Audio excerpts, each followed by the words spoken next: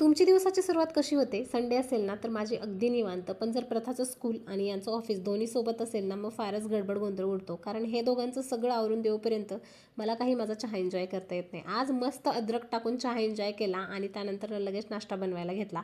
आज आहे इडलीचा बेत आणि थंडीमध्ये सुद्धा बॅटर किती छान फर्मेंट झाला आहे तुम्ही तर पाहू शकता. एका साईडला इडलीचा कुकर लावला आणि प्रथाच्या पप्पांसाठी उत्तप्पा बनवायला घेतला, कारण त्यांना इडली फार काही आवडत नाही. मला साऊथ इंडियन फूड खायला फार जास्त आवडतं आणि मी एव्हर रेडी असते. म्हणजे मला रोज जरी कुणी इडली सांबर डोसा आणून दिलं ना तरीसुद्धा मी खाऊ शकेल. मस्त असा उत्तप्पा बनवला अगदी त्यांना हवा तसा. आणि आज ना चटणी आणि सांबार दोन्हीही बनवलेलं होतं. नंतर त्यांचं ताट वाढायला घेतलं.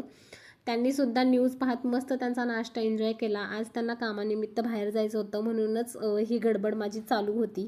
प्रथा मात्र निवांत झोपलेली होती, कारण तिला सुट्टी होती. इडल्यासुद्धा बनवून रेडी झालेल्या होत्या आणि प्रथा उठल्यानंतर ना तिने इडली खायला नको बोलली. मग मी तिचं फेवरेट पेपर डोसा तिला बनवून दिला, जो तिने छान असा एन्जॉय केला. आणि हा सगळा पसारा तुम्ही पाहताय ना, जो प्रथाने केलेला होता.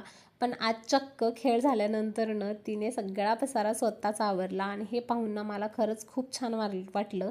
दुपारच्या वेळी ना प्रथाचे पप्पा लवकरच घरी आलेले होते आणि हे पाहून ना तिला विश्वासच बसत नव्हता की कसं काय पप्पा एवढ्या लवकर आज घरी आलेले आहेत. तिला वाटलं तिचे पप्पा ऑफिसमध्ये गेलेले होते. तिच्या चेहऱ्यावरचा आनंद तर तुम्ही पाहू शकालच. भेटत एका नवीन व्लॉगमध्ये. Bye bye.